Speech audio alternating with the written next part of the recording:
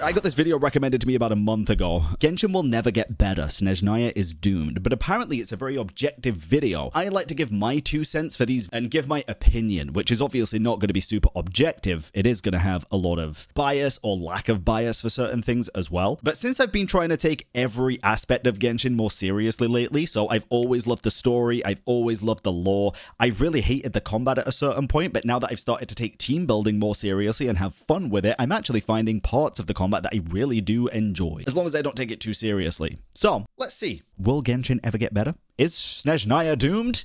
I personally don't think so, but let's see why this person thinks that it is. The special program behind the scenes is out. The most awaited region in game is a... Oh, so this was just after the special program, which teased this Snezhnaya, so about a month ago, yeah. Here. And yet again, developers showed they lost any sense what Genshin is about, or was about. Okay, I like that they showed Mondstadt there. Don't worry, there is no baseless hate here, maybe just a tiny bit. I just want to disclose why devs have no respect left for not just their title, but for people who made them rich and successful.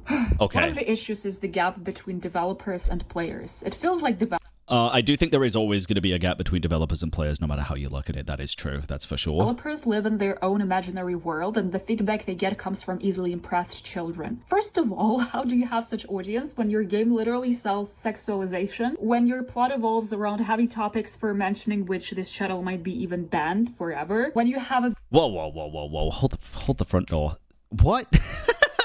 Okay, let me start this part again. Hold on. Oh, how do you have such audience when your game literally sells sexualization? When your plot... I mean, that's not Escoffier. Am I high? The other characters for sure. I mean, goddamn. But Escoffier? Is that a skin mod? Did they remove her clothes for this? I'm so confused. Revolves around heavy topics for mentioning which this...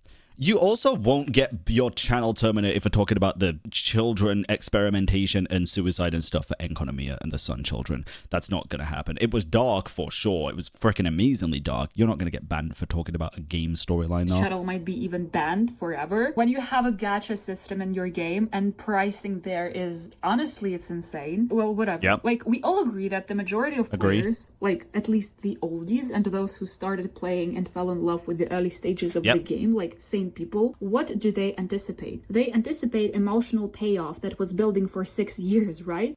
Yeah. So, see, this is the interesting part. I feel like they hit the nail on the head with this, though, for lore lovers and story lovers. In Snezhnaya, of course, yeah? Am I right? I think I am. I think it's very noticeable without even gathering in-game feedback, which is questionable. It's hard to make a high-quality marketing research, and by what developers are saying, they aren't actually very good at doing it. But I think it's subjective, so let's just not talk about it anymore. So I would say that is also subjective, for sure. That was my subjective opinion on the matter. Players mostly want clarity and narrative conclusion. Yes. Now, before Nordcry, I actually would say that this was a big problem. To be honest, I think Nordcry was the glue that this game needed to slowly mend this problem. And I think they did a phenomenal job. I feel like now we have more clarity and narrative conclusion than we have ever had before, ever. I'm curious what you'll think in chat and in the YouTube comments about this, because I don't think this is a subjective point. I think for the people that noticed a lack of clarity in how the quests were not only presented, but the information was put forward to the player, pre-Nordcry is night and day to post-Nordcry. I think Nordcry has made this infinitely better. Even pre-Dottore patch, I still feel like we got quite a lot more clarity and narrative conclusion than we got in the previous regions, especially for like Natlan and such, which tended to keep adding more information rather than tying up pre-existing lore plots, right? We learned a lot about the dragons. We learned about the false sky, being able to actually punch through it and see it. We learned a lot about pretty much everything in that nation, but there wasn't very many answers. Nordcry has been answer after answer with a couple of plot progressing points as well. Let's see what they have to say about this, because I am very curious. I just wanted to put my points across first, and then we can build upon it later. Answers. So, players mostly want clarity and narrative conclusion, like concrete answers. Developers, on the other hand, talk about game systems and how they think about design frameworks, which is okay since it's a behind-the-scenes program, but I'm not judging the things they will show here. I'm judging the messaging they put behind it. They say that Snezhnaya is conclusion. It's just a crazy statement. Even in Teva trailer, it's not the end, it's just the beginning of actual true story. Snezhnaya is the point where players get all answers they craved for 6 years. I mean, we have Connery and Celestia after that. It's a huge ground for new content. And Snezhnaya is a place where players can get satisfying understanding of the main story. And it seems like developers will not give any answers judging by how they handled Notcry. Oh, wow. Okay, so I'm actually very surprised about the fact that they say about how they handled Notcry. As a story enjoyer, I really feel like they handled Notcry impeccably well. However, a couple of points here. Maybe I could be wrong about this. I don't think they've ever said Snezhnaya is the literal conclusion of the story where we're going to get all the answers. I'm still of the belief that it is going to be the final part of this chapter, but we're still in the Teyvat chapter. The Genshin story is probably going to continue for another 10 plus years, bro. We're concluding this chapter of the story. We're not going to get all of the answers. Yes, we'll be reaching the conclusion of this chapter, but if you're reading a book and you get to the end of a certain chapter, I don't think you have the conclusion of the entire story of the book, right? There's still going to be plenty of pages, plenty more chapters in the future. I think what we'll probably end up getting in Snezhnaya is the conclusion of this saga, right? Which I don't think it concludes everything with the Shades, with the Abyss, with Kamriar, with Celestia. I think it concludes the Fatui's saga, to be honest. I think that's what we're going to get. I feel like we're going to finally understand what Project Stuja is, what the plot of the Gnosis are, and then we're going to go to Kamriar, which is going to be Genshin Impact 2 Electric Boogaloo, basically, the new chapter, and then we're going to continue the story from there. But we're not going to get answers on Dane, the very end of the game or anything. It's gonna slowly progress, of course, but that was my understanding anyway. Maybe I'm crazy. New content. And Snezhnaya is a place where players can get satisfying understanding of the main story. I think for the people that expect to get a satisfying understanding of the main story, I think they will in Snezhnaya, though. I do.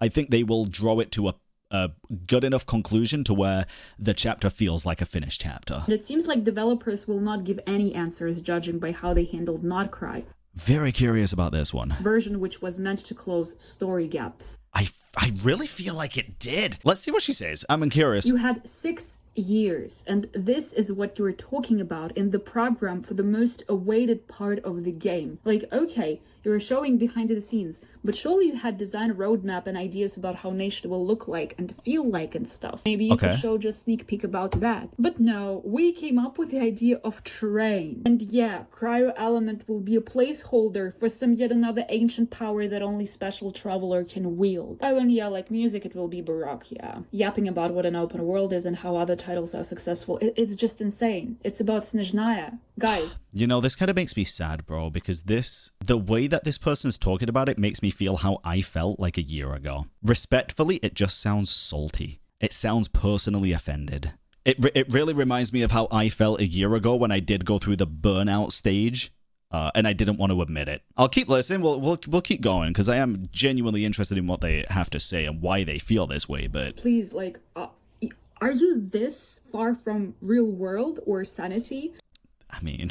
Players are actually invested in long-term narrative payoff, if I'm not the insane one, okay? Like real OG ones, and overall sane people. But I feel like I would consider... I mean, I started playing in Inazuma, right? It was on year 2 of the game, pretty much, and I've been actively playing pretty much every single... Not every single day, but every single patch, obviously, but multiple times a week since then. Developers think, I suppose they think that way, that Genshin is a moment-to-moment interaction, like a quick dopamine rush vibe with no weight. And this gap makes everything... I feel we've heard the developers say how much they themselves love the lore and the story of this game, though, and how cool it is to write such a thing, right? I don't know if that's accurate. I don't think the devs feel that way. I'm not saying the devs are perfect, by the way. They've definitely fucked up a lot of times, and they've definitely done things where the game does feel like shit or like it's rushed. Absolutely. But I think to say this stuff after Notcry, as a story enjoyer about the story, is kind of crazy to me, dude. I don't know. Notcry genuinely made me fall back in love with the game because of how they handled the story. Genuinely. Like a quick dopamine rush vibe with no weight. I think a lot of the time it is, right? It's a video game at the end of the day. It's kind of a game that's designed to be logged on, played for 30 minutes, and logged off, unless it's the very start of a new patch with new quests and stuff. But obviously when there's new quests, that's not the case. And this gap makes everything feel off. Please, I can't physically wait for 6 years to finally know what contract Zhongli made with Sarita. And then hear a new, fresh, never seen before minigames and designs. What else haven't we changed in Genshin? Okay, but you just said players are really excited about like long-term payoffs and stuff, but you want it to be shorter? Is that the complaint here? Like, you want long term, just not this long? I'm confused. I don't get it. Because I'm so excited to find out what that is. But I'm down to wait another year if I have to, if the storytelling is actually good. Like, I don't know. Makes everything feel off. It's not wrong to focus on mechanics, but even... I'd much rather that than us just find a letter in fucking, you know, the library of the Knights of Favonius that says, oh yeah, so my contract with the Saritsa was actually this. I left it here because I knew only you would find it, traveler. Like, no, bro. Like, I get it. I get being kind of annoyed by it, but Nordcry was not there to bridge every gap and every story in the game. Nordcry was never meant to be the finale where you find out the biggest plot points of the game. It was there to tie together all of the other plot points that they weren't going to have time to do before Snezhnaya to make Snezhnaya make sense and make it fun, right? That's what I got from it.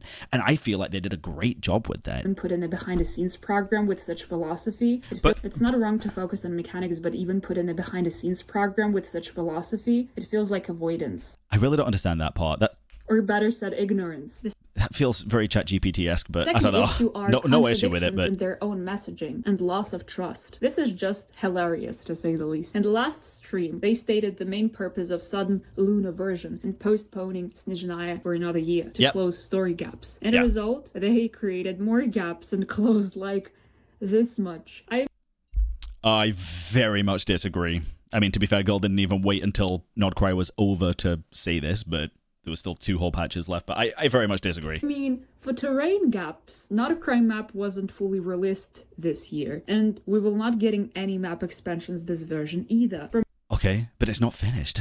And we're getting the fucking moon! Like, can we... I feel like... Sorry, I don't want to get annoyed. I feel like this video is just a lack of patience, if I'm being very honest. It's a month old. It just feels like somebody who didn't really like Nordcry, but lacks patience, because they keep talking about the... And again, I'm not saying this to, like, shit on the person. They're fully entitled to have their own opinions, but to put this off as, like, a...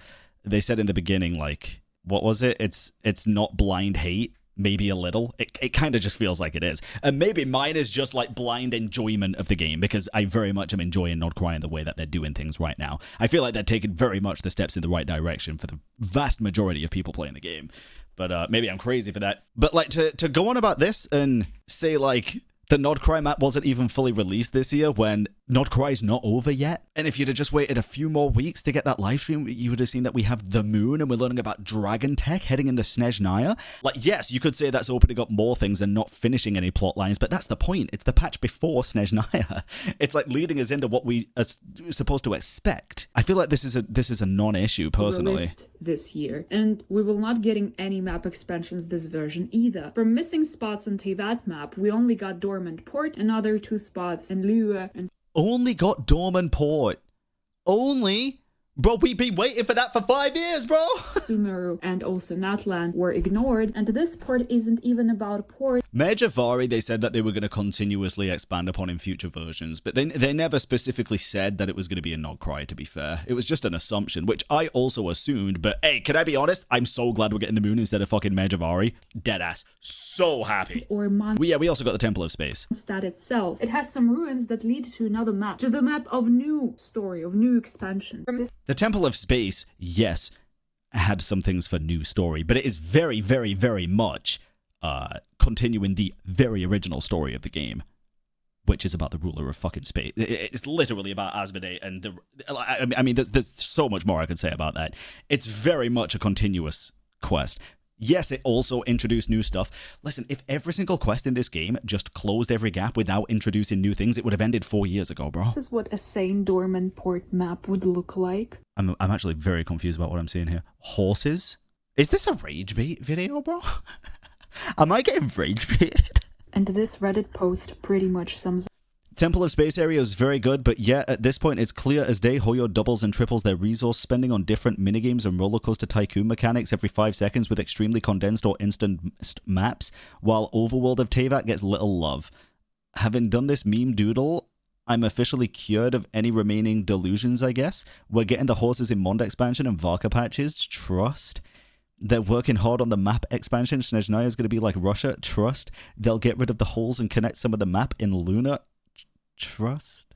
I mean, maybe. Did they say that, or was that a community expectation? Can't go further than 3 clown faces, so today make my peace with this. Jesus. Reddit post, so it was a community expectation. Okay. Which is fair enough. It's fair enough. But again, if the company didn't say it, bro, I don't take it for fucking gospel at this point. I've been through too many experiences where I'm like, surely this is what is meant by this, and I get it totally wrong, and then I'm disappointed, where it's like, it's self-inflicted disappointment. The Temple of Space, yes, it's an isolated map, but I feel like they get this all wrong. Overworld of Teyvat gets little love, but we get extremely condensed or instanced maps. The Temple of Space is a permanent place. Whether it's in the overworld of Teyvat or not, does that really matter? It's pretty fucking huge as well, with a lot of puzzles and stuff, and it's beautiful. Does it really matter that you have to click F to enter it instead of just walk there? Is that a big deal to people? I don't know. I fucking love the Temple of Space. Thought it was one of the most beautiful world quests we have ever had. Ever. And one of the most beautiful areas. I thought it was great. Now, am I saying I wouldn't have also liked to see horses in Dorman Port, I guess? No? Sure. 2 cakes is better than 1 for sure, but I'm quite happy with my 1 cake, dude. Up the disappointment. The map was done lazy. The expectations were not met. The map was done lazy? Expectations were not met? I think a lot of people have kind of been through the thing of like, even if you don't like something and be vocal about it, nothing's actually going to change. You know, it's kind of like the stages of grief, bro. I'm at the acceptance stage. I've been there since the start of Nordcry. I'm just enjoying what we get, and I'm very fortunate that the things that we get are the things that I enjoy right now. Would I love it to be better? Of course, bro. Am I gonna fight tooth and nail so that it becomes exactly what I envisioned this game to be? No, I'm gonna play other games at the same fucking time. And I do that. I play so many other games now, and I'm so much happier just playing this game for what it is and enjoying it. Are people making Hoyo rich as balls? Hell yeah, brother, man. Hell yeah, they loaded, bro. They built nuclear goddamn reactors. Goddamn. But am I gonna fight tooth and nail and sit there fucking going red in the face, getting angry, making my cortisol level spike, being like, oh my god, this billion-dollar company can't even give me a skip button. Ah! I tried and it didn't change anything, bro. It didn't change anything, and nothing ever does change. So why would I waste my breath? Why would I waste my time? I'm over it. I'm over it. I'm just enjoying it for what it is. That's all. Like, at all. A good take from this comment. Genshin becomes an open world with sections, but in reality it's just flashy platformers of puzzles, not real places. Okay. Remember how much hype was around Marriage of Ari? Like, oh, don't worry, it's coming. Here's the whole story around it. Yeah, we set it up so hypey, so campy. Like, it surely will come out. The story spaces were never It did come out. Do they mean the extra Medjugorje stuff, I guess? filled. They only added more questions instead of resolving anything. Like, they resolved some stuff, but it's a grain of rice in a mountain of black dirt. Yeah, but I feel like that's kind of the point, bro. You said at the beginning, people want long-term payoff. Let it be long-term. What do you want? Do you want them to introduce a character in frickin' 5.0 and then have them fucking dead and everybody around them have the funeral and everything in 5.1? Like, it feels like you just want short-term payoff, which is fine, but this game has been out for 6 years. If you're expecting them to change their philosophy and the way that they present this game within a year, you're wrong. I'm sorry. It's just not going to fucking happen. I don't know how people have played Genshin for 5 years and expect short-term payoff, or expect Nordcry to wrap up every part of the story that they want. No, it's going to wrap up certain parts. We're going to learn a lot more about things like the Hexen Circle, about the Abyss, about the moons in general, the dragons, everything, bro. So much has happened. We haven't, in my opinion, we haven't had a single filler patch in Nordcry. I don't know what 6.4 was. If it was just Varka Quest, let's just say that was the most filler we got. It was nowhere near as bad as previous filler, bro. But it's a grain of rice in a mountain of black dirt. A year ago, they also showed an insane amount of new Nordcry fractions. Indeed. And barely developed them in Luna version. The Fatui. Were they developed in the Luna versions? I would say yes. I would say mildly in comparison to others, but yes. Especially because we learnt about Colombina, Dottore, and Sandrone now, and we're probably going to learn more about Sandrone and her involvement with the Fatui in this next patch. We learned quite a lot about the Lightkeepers, in all fairness. I think they expanded on the Lightkeepers quite a goddamn lot. Same as the Frostmoon Scions, very much so. Very much so. The Wild Hunt, yes, indeed. Very early on, we learnt a shit ton about the Wild Hunt and what they were capable of, what they could do, especially with transforming into, like, shapeshifting, basically. The Hexen Circle, I would argue the Hexen Circle is the faction that we learnt the most information about that I expected the least about. about, personally. Oh yeah, Arlecchino with the Mumaro as well for the Fatui, true, that's fair. The Voynich Guild, probably not too much in all fairness, yeah. I think maybe, unless I'm crazy here, I might have not done a world quest for this, to be honest, but I don't think so. I think the Voynich Guild, we didn't really learn too much about, right? Knights of Favonius, we learn a lot about, my goodness, especially with Varka's quest and Lowen's quest, Jesus Christ. Snowland Fae, I feel like the Snowland Fae are actually going to be developed on more so in Snezhnaya, but we did learn quite a bit about them in Linnea's quest, to be honest. Treasure Hoarders, yes, the Reed Miller stuff, and there was a lot of information about Treasure Hoarders scattered around in different world quests, to be honest, which I thought was really cool. The Voynich Guild, for me personally, is the only one that I'm like, yeah, we could have learned more about that. The Adventurers Guild have their headquarters in Snezhnaya, so it's fully understandable for us to get more information about those in Snezhnaya. The Snowland Fae are probably originating from Snezhnaya as well. We actually saw the image for the Snowland Fae. I think we'll probably discover those in Snezhnaya as well. I genuinely feel like we learned enough about the majority of the factions, if you actually pay attention. Feel free to call me out if you think I'm actually being, like, disingenuous here. I would love you to. Like I said, the one thing I learned from my stint of, like, constantly shitting on stuff and losing all joy that I had for what I really do enjoy was the ability to have open and honest discussions about things that are actually not that good for the game. I'm still gonna tell y'all if I don't like something. As a prime example here, I was very honest, especially about Ino. Not the Hydro Claymore stuff. Let me just get that straight. I think Ino's fucking great in the game as well now, by the way. I was wrong. I'm happy to say I was wrong. Because not quite we didn't get a new Traveler, I still think it would have been a fucking amazing idea for Hoyo to make it so Ino could trigger the Hydro-related Moonwheel stuff. And I stand by that to this day. I think that was the biggest flop that they had during the entirety of Not Cry. With us going to Snezhnaya, you remember me saying in the live stream, how I feel about this new reaction system is going to entirely depend on if the Traveler can utilize it. We saw that they can. A 4-star that can do lunar reaction. Well, yes, because otherwise you are forced to pull for characters. Usually, the Traveler can do all of this fancy stuff. For the lunar reactions, the Traveler could not. You were forced to pull for characters to do the new gimmick of the region. Previously, you got characters like Kachina that could do it, for Natlan, for example. You always got characters that could do... You got Free Kole, for example, for Dendro reactions. They didn't do that for Nordcry, and I still feel like that was a fucked up thing. I do. I feel like that was bad. I'm very open to having honest discussions about what's good and what's bad and what's healthy and what's unhealthy for the game. This, I feel like, is perfectly fine. If I can be very honest, I feel like it's perfectly fine. New Nordcry fractions and barely developed them in the Luna version. Now, a year later, they are saying they will unveil more in the upcoming version. What were you doing this whole year? Just the things that you didn't like, apparently, because they did plenty.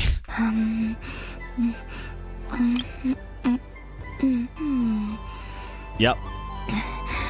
Yours is a little more sour than mine. Yeah, I gotta admit, bro, I thought that was cringe as hell when I played through it, to be honest. I did. They create new expansions again and again without narrative payoff. Now they I very much disagree, but let's continue. introduce phase, Hyperborea, more ancient lore layers, but existing threads are still unresolved, and even if... Give me some examples of the existing threats that are still unresolved, though. That's what I want to hear, because I've heard a lot of, like, the stuff that they're adding, but so much stuff has been resolved, like the whole Dottore thing, the Irminsul thing. Yes, it opens up more plot holes, but so much stuff has been resolved. The whole Raria stuff, the Abyss, the Wild Hunt, the stuff with our sibling as well, with the Loom of Fate. First of all, in Natlan, to be fair, but then in this quest, it still fucking baffles me that our sibling, quote unquote, was in the Archon quest and not just the Dane quest, dude. We learned quite a lot about them then. We started and ended the Moon Saga basically in this one. There's so much. They make it flat and underwhelming. And a result, that's a personal thing, to be fair. You can think that, that's fine. Current Genshin story state is stalling instead of progressing. And the best one, in the beginning they said they actively look at modern trends and evolve with them. Like they check what's popular on the market and implement it. In the end they say they don't want to follow fleeting trends. How can any sane person still have trust in their roadmap at this point? Well, number one, that actually makes a lot of sense. To look at existing trends and follow them, and then in the next breath say we don't want to follow them. I feel like that is a very common thing, especially in content creation. A lot of people do that, right? They'll look at what's like going crazy right now, and then they'll twist it to their own thing. They call it the yoink and twist method. For example, me with Yalafi Lose. I saw Yalafi Lose was doing really popular on other things, and I took it to Genshin, and then a couple of other people started doing it. It was really fun. I totally get it as developers if you look at other games, see what they're doing good, and think, how can we do that differently? but like still kind of do it. I get that. Maybe that's not what she's saying. Now, I'll be honest, I did expect them to start doing things a bit differently in Not Cry. The one thing that I think they did great, by the way, first and foremost, was implementing the story quest into the main quest. I think most of that was done really well. There was, like, Neffa's wasn't that great, but the others were really, really good. However, I did expect them to do a couple more things, I guess. I don't really know what, but they did say in the Not Cry preview that they looked at, like, Final Fantasy and saw that, like, you know, quests would start naturally and it'd feel like an open world and people would just talk and stuff, and nothing really changed on that front, to be fair. It still feels like Genshin and everything starts just like Genshin. You still start a quest when fucking running up a mountain 10 miles away and it fades to the black screen and then you die and you hear, ugh. You want to go fetch that banana for me, bro? It is what it is, bro. It is what it is. I don't want to beat a dead horse at this point, but yeah, I would very much like to just go and click my quest to start. A huge naturally issue here is a loss of identity. I'd say the... Oh, I'm excited for this one. I'm excited for this because... let's discuss at length, shall we? Also, why are they mentioning titles that are so far from their genre? Like Death Stranding, Final Fantasy. When Call me crazy, I don't think Final Fantasy is that far at all. Death Stranding, I guess? Yeah, I guess it is pretty far, but there's a lot of similarities as well in certain extents. But Final Fantasy? I don't think it's that far, bro. Why not Zelda or Elden Ring? Or, I don't know. Are you fucking for real? Why Elden Ring? Don't make me laugh, motherfucker. This has got to be a rage bait video. If it is, they're doing a great job, by the way. Deadass. Like even Red Dead Redemption 2. God, they mentioned so many iconic titles and how much they learned from them. But they forgot to learn what makes title iconic and why it's important to conclude stories. Like that's ever gonna happen. But it's not finished. You're acting like that was the final Genshin patch, bro. Developers don't understand Genshin's identity themselves, and it shows in how they handle their title. I disagree. I actually think a lot of players don't understand Genshin's identity. They think it is this all-encompassing medieval action game. Let's be real. Originally, Genshin succeeded by being a game with Zelda-like exploration. I agree. Gacha and fun elemental gameplay system. All Yes. of it was polished by cartoonish yet unique visuals and emotionally driven narrative. Now it sounds like they are trying to become everything at once. I will touch on this briefly because I think she actually kind of has a point here. I feel like Genshin does try to become the everything game. Because they've added Miliastra where you can literally do everything. Their minigame events are ever changing. Even the good ones that people really enjoy, they always evolve on and change it. Sometimes for the worst, to be honest. Look at fucking Theater Mechanicus. We had the space theme from the very beginning. We had every region. Yeah, they are trying to do everything. Now, they succeed in a lot of this. Sometimes they don't. The minigames, for example, is something that I have basically never been a fan of. I think there are positives and negatives for trying to become the everything at once game, for sure. However, I think a lot of people seem to think that trying to become the everything at once game affects every aspect of the game. For example, a lot of people tend to think that Miliastra Wonderlands Edition and constant, like, evolution is taken away from the story aspect of the game. And I hate to be the one to break this to people, but the people that are working on Miliastra, making it so that players can code their own things and stuff, are not the same people that are writing the fucking story and implementing the story or even making the assets for the story. It's an entirely different team, brother, man. Same game, same community, different team. It's like going to an ice cream shop and complaining that the cow is giving wrong milk. Different team. To become everything at once. They literally say they follow the latest. Then tell me the reason why no quality of life. There is a lot of quality of life that this game could benefit from that they have not done, and I can't tell you why. But I'm not telling you that this game doesn't have quality of life. Now, what you seem to think, and what a lot of people seem to think, is because that section of the live stream has changed at the end from 5 minutes of quality of life to 5 minutes of Miliastra Wonderland, you seem to think that the game's just not implementing quality of life, where if we're being honest with each other, the quality of life in Genshin has kind of always been shit. They don't need that 5-minute section. They just add it. They do a Hoya Lab post instead, because they don't need to take up that live stream time. They're far more interested in selling you more stuff for Miliastra than they are for telling you the mediocre quality of life that the community's never happy with anyway. I have been a massive advocate for a skip button forever now. Not because I hate the story or because I want to skip myself, but for the people that have already played the game and they want to make ults on a different server, or they just want to play through the game again for different reasons. It's fantastic. I don't think there is a single downside for the player base for adding a skip button.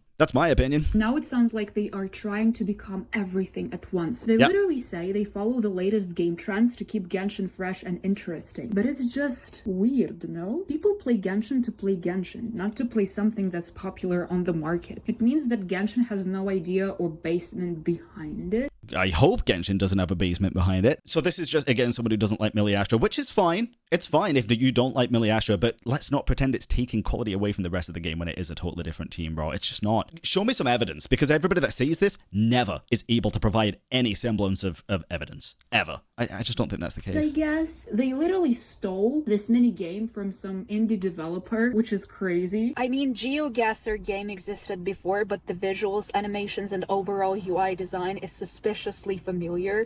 Oh, this was the Mika one, wasn't it? Yeah, I never did this. I never did it. It was the Genshin event. Okay. And then this is an indie game that was made clearly before this with a very similar looking map, by the way. Very similar looking map. I agree. I'm not going to blow smoke up someone's ass and say they're lying about something that's clearly, obviously pretty accurate, right? That is basically the same fucking event. I low-key disagree since GeoGuessr existed. It's very different to GeoGuessr, though. It's a very similar map. You put a pin on the map, and then it goes straight from that to the same, like, camera angle. I can understand that this is very, very similar. Do I think they straight up copied it? Personally, no, bro. I mean, this event's going to be gone in, like, what, 2.5 weeks? I'm still not saying it's a good thing, by the way. I'm just trying to give, like, a silver lining here for the indie devs, because I do feel like it's scummy if somebody does straight up copy their game. Yeah, it does look very similar. It does. Game existed before, looks very but similar. The visuals, animations, and overall UI design is suspiciously familiar. I don't feel like the UI design. I don't know, maybe. They created their main gameplay system, which became something people loved Genshin for, like movement throughout the map and elemental stuff. Why not exploring it deeper? No, they continuously add a bunch of unrelated minigames and events and on-map exploration. They've added plenty of things to expand upon the combat.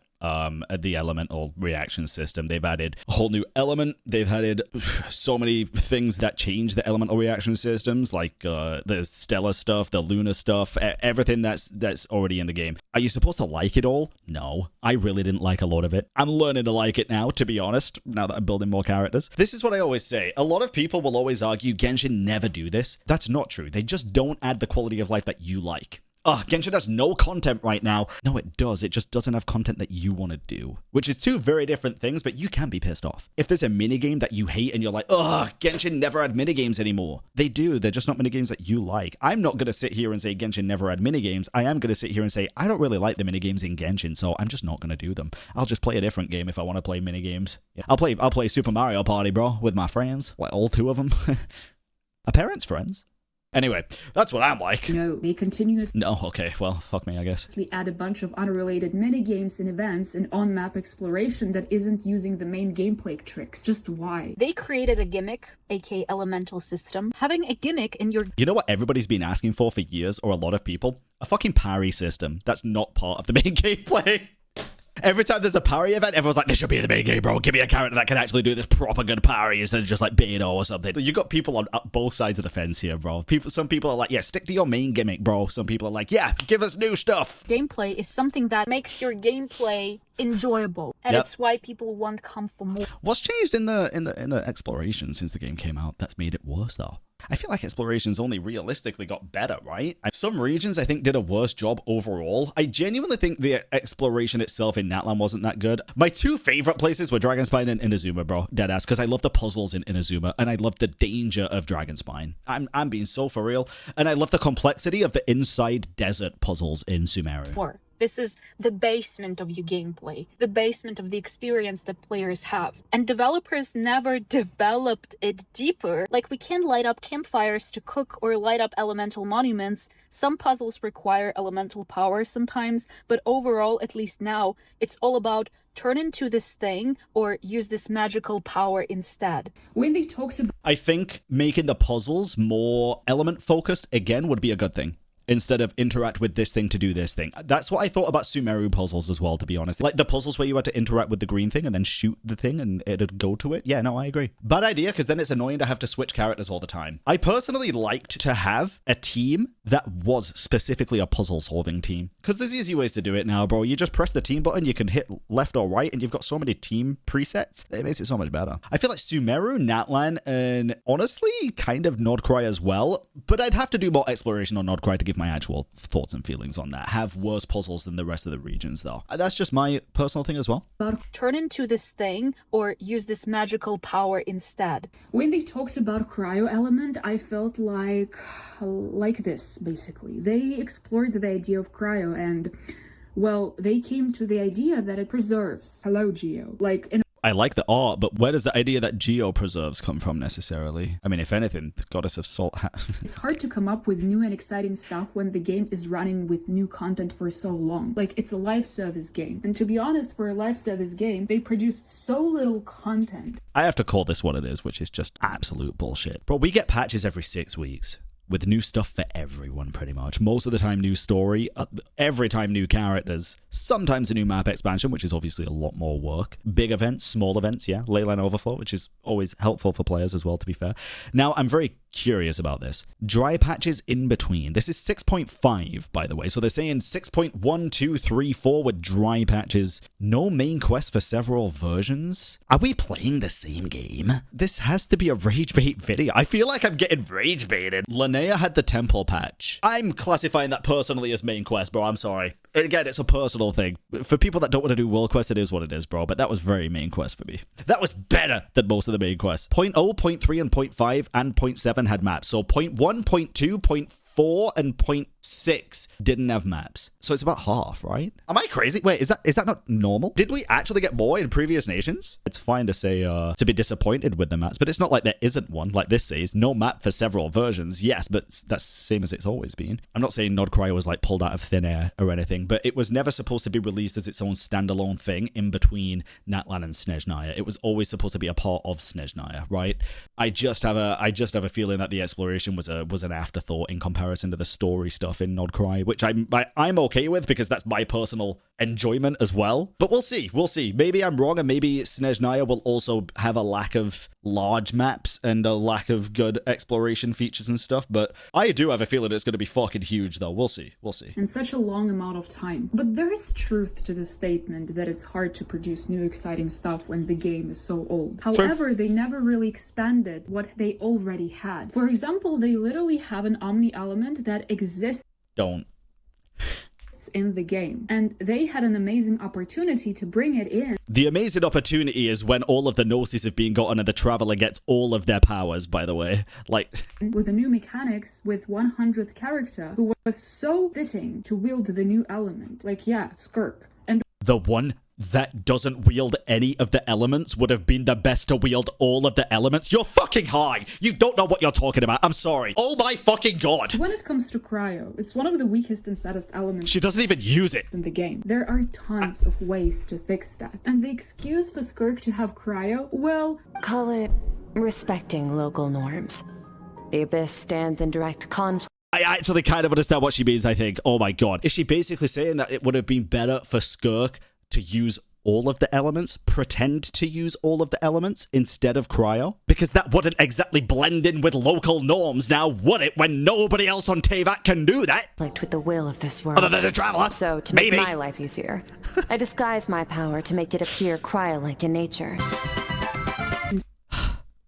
Instead of developing cryo, it's not just a placeholder for something more interesting. For some... Oh, that's not even what they were saying. Oh my god. Yet again, ancient power that only unique Traveler can wield. Also, Snezhnaya reminds them of Metro, which is wow. Honestly, I have no comment here. Like, Fairy Tale Winter Slavic Nation reminds them of Soviet-like post. This girl should watch Frozen, bro. Let it go! Apocalyptic land. I thought that it was more of a Snow Queen vibe land, and at least that was the tone of voice the game itself stated. It's not my personal objective expectation, okay? This post-apocalyptic mechanical vibe was not here, let's be honest. Like, it came out of nowhere. The next issue is they have no sane sense in delivery. Okay, what is it? Oh, actually? Brought the delivery. First of all, they have zero sense of creating hyper anticipation. Also, they say that open world genre is limiting. What? It's actually the contrary. No? I think it can go both ways. It depends on what they're talking about. Limiting in terms of what? It is limiting in terms of a lot of things. It's limiting to graphical fidelity, for example, and keeping the size of the game small. It's much easier to do that with instance-based like HSR. It's also limiting in terms of how flashy and long you can make character animations in an open world game like this, because you don't want it to take too much time, or again, too much resources, for example, right? Like in HSR, you don't need that. It depends on what the context to that statement is. Oh, like having an open world game is a great excuse to do whatever the hell you want with your game. Also, they made a lot of so nonsensible takes. It would take hours to comment on each one. This one is especially stupid. Okay. People have zero sense of logic. I'm on the verge of rage bait or serious. Just taking these screenshots of the text, this also confuses me, I'm gonna be honest. I don't know. I don't know. Museum in Resident Evil 2, it isn't there because it's something cultural that becomes utilized in functional matter. Well, it is though, isn't it? It was a cultural museum that then became utilized as a police station. Am I wrong about that? I could be. I don't know. In functional matter. Resident Evil games initially were built around the idea of intricate mansion that you navigate through, solving puzzles and struggling with zombies or something like weird, creepy creatures. If there would be a simple police station, it wouldn't be as fun as the previous Resident Evil games. So developers used their brainstorming and fantasy abilities to make it fun. But when Genshin do that, you complain. Because if we just had an old Germanic city with knights and horses, then, that would be boring. But because they put a temple of space in the sky that you can freely explore, that would make it fun. Like, I'm confused. What are you getting at here, bro? This station was stationed in museum for the sake of fun, for the sake of logic, not because it's something functional that came from something cultural. I don't think the reason that they made the police station where the museum was in Resident Evil because it's something fun. I'm feeling a bit wacky today, guys. Why don't we move the police station to the museum? I think it's because it was functional. Am I crazy?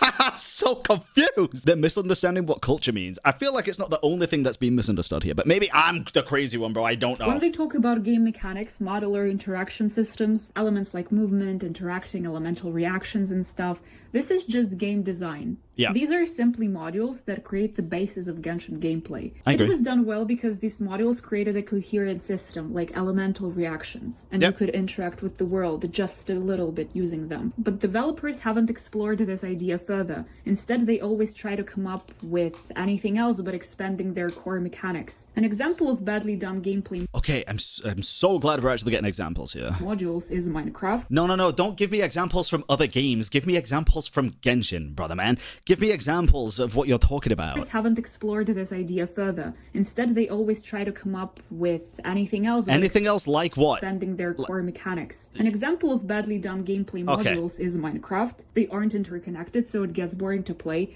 And a good example is Sekiro. In this stream, they showed picking up eggs as an example of rewarding interaction, which is funny because, like, is it fun and rewarding to pick up eggs if you can do anything with them? Like, yeah, you can cook, but let's be honest, how often do you use cooking or reviving fried eggs to be thrilled to pick up those stupid eggs? Yeah, never.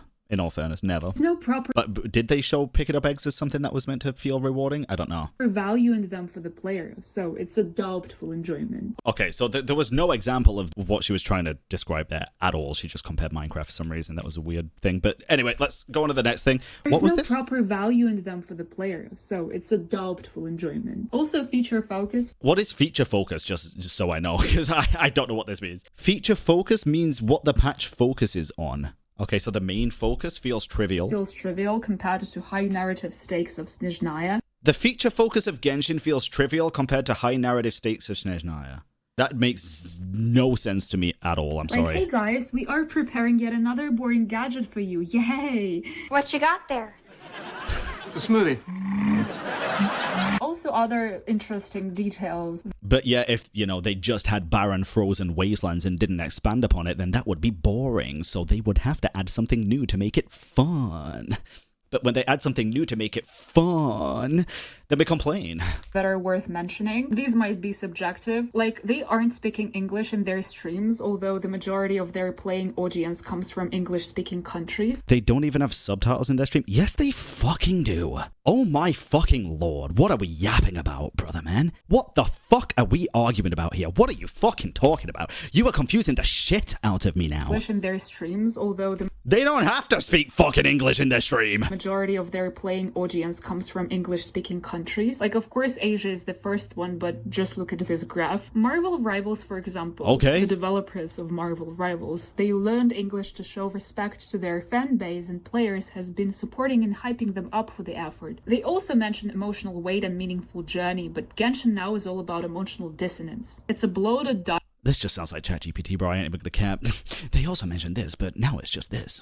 dialogue, lack of pacing, no breathing room. Like, its story is fragmented, unresolved, and bloated at this point. Bloated, I agree with, because it's such a long story. Unresolved, yes, because get this, we're not at the end of the game. Fragmented, also yes, because there's, and this is just natural when there's multiple different factions and storylines at the same time, but I do believe it's becoming less fragmented and more concise now. After Not Cry, which is what their goal was with Not Cry, believe it or not. I don't know. I still think Genshin has a shit ton of problems, bro. I still think it does. It has plenty of problems. This is just a really weird thing to focus on when I feel like we should be genuinely given props for them following through on what they said they were gonna do with Not Cry. They said they were gonna do something with Not Cry, and they did it. Not everybody's gonna like it, but they followed through with what they said they were gonna do, man. Story is fragmented, They did. unresolved, and bloated at this point. If you think I'm just being stingy and got burnt out from the game, first I think for the most part, yes, to be honest, because I've been in this position, and I also used to say, I'm not burnt out, I'm just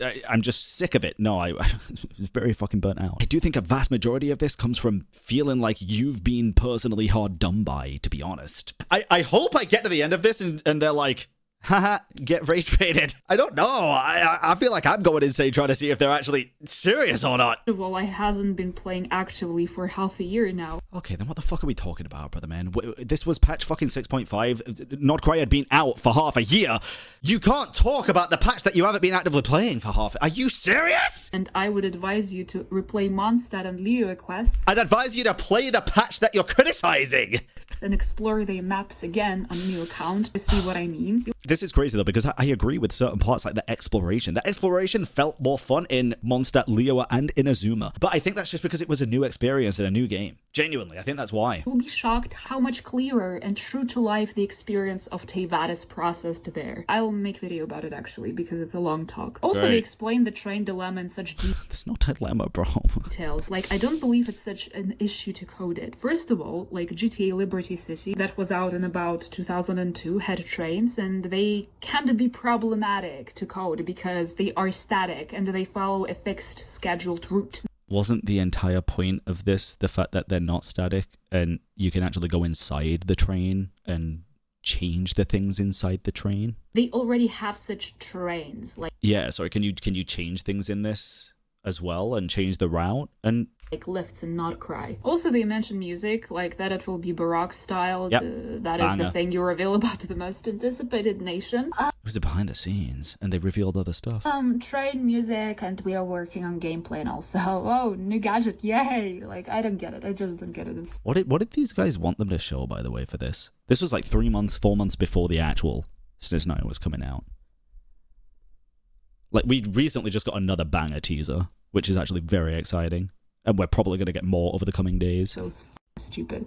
These people are allergic to fun. It feels like Yeah, I don't know. They're gatekeeping fun stuff. But then, in this person's words, if they keep it, boring and lifeless and keep it true to real life, if Snezhnaya was just like Russia and it was just barren wasteland, then that would be boring. So what other games did, like Resident Evil, is they injected a bit of fun to make it more interesting. But if Genshin do that by adding a shitty gadget that makes it less like Genshin, then it's a problem. So they're not gatekeeping fun stuff. You just don't want to play this game. And you haven't for the past half a year, like you said. So what's the problem? Are you just hopping on this to make a quick buck off YouTube hate train or something? Or is this like genuine criticism? I can't tell. I feel like Genshin is evolving. I don't think it's evolving as fast as other games, if I can keep it honest. I feel like they're very much held back by the Unity version that they use and stuff and the way that they do it. I think they're very much held back by themselves a lot of the time. But I feel like these criticisms are just a big old woe is me. I stopped enjoying this game 6 months ago. Let me tell you about all my frustrations with everything that's happened since then that I've never played but only consumed off of social media from other people's impressions and experiences that I haven't been hands-on with myself. That's what it kind of feels like. They are gatekeeping fun stuff like Omni Element, lore drops. Okay, how do you know that'd be a fun thing? It's not even out. Lore drops we've had fucking tons of. I'm sorry. For these specific things, they just have no idea what they're talking about. Until the last moment because they are afraid of letting it go.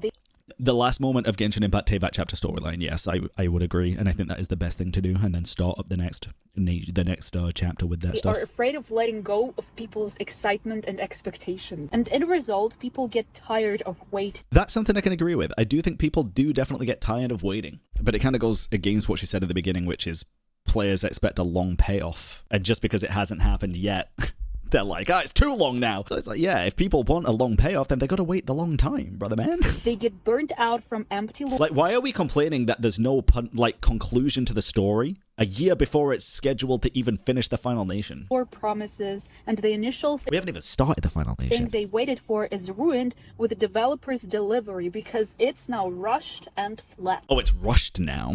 Oh, sorry. Sorry. First it wasn't fast enough, but now it's too fast? Oh, I'm so sorry. With no weight behind it, and with no actual consequences, with no actual emotional value. It's just empty, beautiful wrapping that imitates the vibe that Genshin once was. Can we read the comments, Bran? Honestly, I don't even think I want to. Let's see a couple.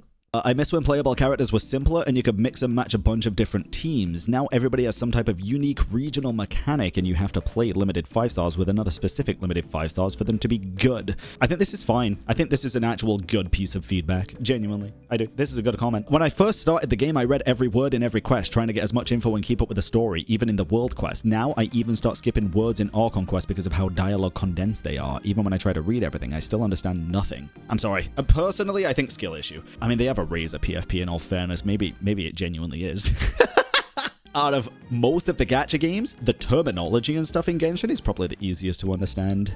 Terminology-wise. Dialogue bloat-wise, I feel like HSR is very bloated with dialogue. They start yapping about random shit, at least in my case. I feel like both Genshin and Wuwa are pretty damn good with not doing that, personally. Genshin definitely has a lot of quips here and there, you know, characters are having fun with each other and saying random shit, and some parts that aren't necessarily super important to the main story going on. Think of the last Dottore one, right? When you go and see Nicole and Farazan just yapping about shit. But for me, that's fun. It's just world building stuff. I get it. Genshin is trying to become everything all at once is a really good way to put it. What did I say, bro? I actually did kind of agree with that one. They have a million different gimmicks out in the wild that I cannot even remember how to use because there's so many of them. Yeah, I agree. Like, again, with the things from... I go back to Sumeru sometimes and there's puzzles I haven't done yet and I'm like, I have no idea how to do these. I forget, and it's the pick the dendro thing, shoot the thing. Yeah, I can agree with this. It's like they looked at Breath of the Wild Korok puzzles and thought, wow, players love puzzles in the overworld, huh? Let's make a lot of different ones because we're so original. Okay, but that would be original, right? Except in Zelda, they all operate on the abilities you got in the beginning of the game, so you just need to use your fucking brain. Yeah, this is the thing. And again, I do think more puzzles should be elemental reaction focused or element focused rather than pick up this thing and go do this thing focused. I agree with this. I agree with this. I do. I'm really not a big fan of the puzzles in like Nograi having to pick up these things and throw them at a certain thing and stuff like that. It's not intuitive. Like sometimes you have to go back through your freaking notes in game and figure out what things do. No, I do think the elemental reaction system should be used primarily for puzzles there. I agree with this one. A sad thing is that unless someone can translate this into Chinese and shove it straight into a big CN social media platform while having the mental capacity to combat the CN shills, Hoya will remain oblivious.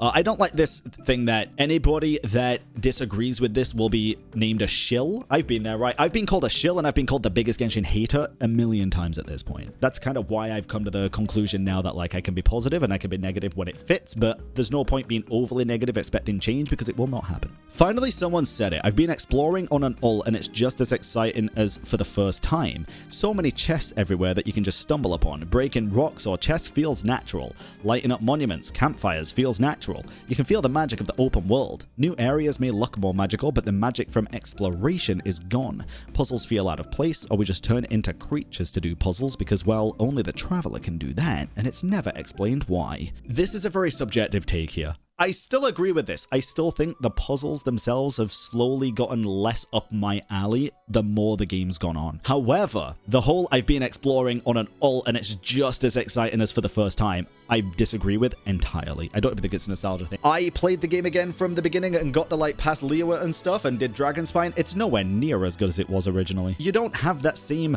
lustrous wonder in your eyes as a brand new player experiencing all of this for the first time. And I'm sorry, this sucks to hear. You will never get that back. That's kind of the beauty of these games and having the first time experiences with these games though. Do I enjoy Genshin as an overall video game more or less right now than I did when I first ever started playing? What do you think the answer to that question will be? And what's the answer for you? If I go back to when I first ever started playing Genshin and I had no idea about the story and I was learning about everything for the first time, I think I would say that overall I enjoyed it more. I'd play through Mondstadt, Dragonspine, Liyue, and at a random moment of the quest where I'm really intrigued in the lore, I'd be like, oh, what's that over there? I'd go to it, I'd go explore it, I'd do the puzzles, I'd feel great, and then I'd look at my chat and they'd be like, where the fuck are you going, bro? Focus on the fucking quest. I'd be like, bro, I'm enjoying myself. The story, I enjoy infinitely more. Almost every other aspect, I do enjoy less than I did when I first started playing. I have to admit it, I do. And is that a fault of the game? I think in some aspects. But do I think it's a bad thing? Not necessarily. I'm really glad that I latched onto the one thing that I absolutely love. But I do think for the puzzles and stuff, I do think I just enjoyed the way that they did puzzles back then when it was element related. I knew I wasn't crazy when I thought Mondstadt and Liyue just had a certain charm that each region after has slowly lost. Like, I love the vibrant colors of, say, Sumeru and Fontaine, but their worlds themselves don't feel as homely as the first two, if that makes any sense.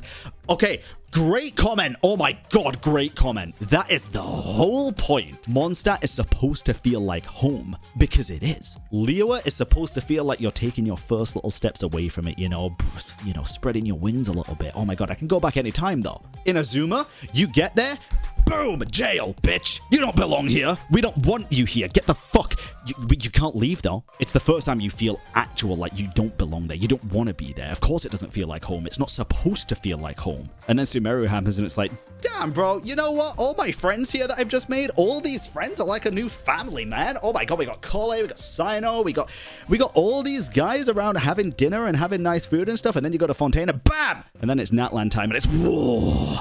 We got war with the Abyss, and oh my god, there's a big hole in the sky, Jesus Christ, and then No Cry comes, and we get new friends, but it's still all about the Abyss and the war stuff, and oh my god, everything's going crazy. And then it's like, wait, but we can't forget about friends. We go further and further from home every single day, to the point where next patch we're going to the fucking moon, bro. And now we're going to Russia. Jesus Christ, do you really think Russia's gonna feel like home? Let's keep it a buck.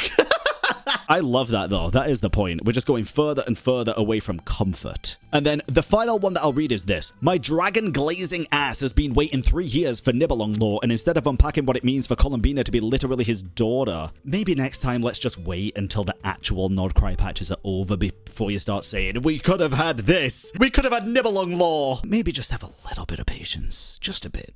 You know, it'd be nice, Traveler keeping correspondence with relevant characters for the ongoing plot to keep them up to date with their travels, like sending censored books to Yaimiko, or keeping mail with Amber and Kole, or sharing their thoughts on different Archons with Dainsleif, and he's slowly telling us about how his journey with the sibling was in every nation. That would be very nice. I would like that, for sure. I would always like more Dainsleif lore. I can only imagine he's going to be very important in Genshin Impact Chapter 2. I deadass am going with my theory, bro, that Chapter 1 is going to end at the end of Snezhnaya, and we're going to get Chapter 2 for Khaimera and onwards. So in Durin's story quest, when you're reading through the existing story that was left behind by his mother, it's always black background. But then when it's time for Durin to start creating his own story, it's white background. Now, if we go through the Teyvat chapter storyline preview, everything is black background with white text when it's introduced in nations. Other than Khaimera, which is white background, black text that's not even finished yet. Maybe we'll write it. Maybe we will be the writers of that chapter. It also does line up with the fact that Dainsleif was actually confirmed as a playable character way back when Genshin first released, along with Ethereal Lumine. Probably because he's going to be one of the MCs of future Genshin, I would imagine. That would be kind of cool. Oh wait, Bran, do you think it'll be in the same game or a separate game? The second chapter? I think it has to be part of the same game. Otherwise, people would be far too pressed, bro. People would be far too pissed. People have spent thousands, hundreds of thousands of dollars on this game. If they got rid of all the characters for Genshin 2, people would hate that shit. I don't know how they do it. I don't know if that's even a feasibility, if they could, like, do that. But I expect to get the Nibelung lore and stuff in this next patch. I've been theorizing that for a good couple of months now. This video tended to go along the lines of that they haven't wrapped up many storylines and only brought new ones in.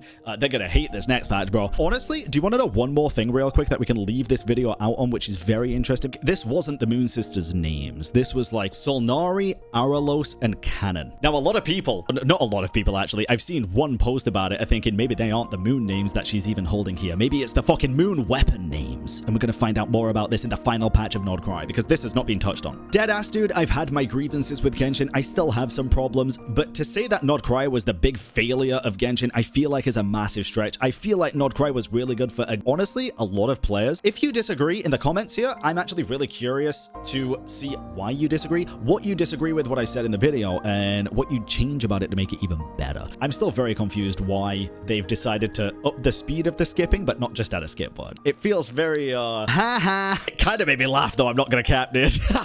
I'm enjoying Genshin more than I ever have for the story right now. That's how I want it to stay.